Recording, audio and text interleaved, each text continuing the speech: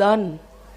தாயே, உன்னுடைய விடுதலை நீ கேட்கவே இல்லையே தாயே, நீ அடிமையாகவே இருந்து விட்டாயே என்று வினயமாக சொன்ன திருதராஷ்டிரனை பார்த்து திரௌபதி சொன்ன மந்திர சொல், நான் அடிமையே இல்லைங்கிறேன், எனக்கு யாரா விடுதலை கொடுக்க முடியும்?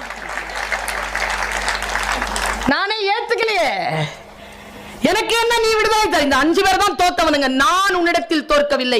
என் கணவன் கூட என்னை வைத்து ஆடுவதற்கான தகுதி சட்டப்படி அவனுக்கு இல்லை, நான் சுதந்திரமானவள் என்று சொன்னதனால் தான் பாஞ்சாலி அம்மனாக, திரௌபதி அம்மனாக இன்றைக்கும் வழிபடப்பட்டு கொண்டிருக்கிறாள். நம்மில் நாமே எழுந்து நிற்பதுதான் சுயமரியாதை என்பது. என்ன தெரியுமா பெருமக்களே? தந்தை பெரியார் இப்படி நமக்கு சொல்லி தந்திருக்கிறார். சுயமரியாதை என்பது என்னை விட யாரும் உயர்ந்தவன் இல்லை என்று சொல்வதல்ல, நான் யாரையும் விட உயர்ந்தவன் இல்லை என்று சொல்வதுதான்.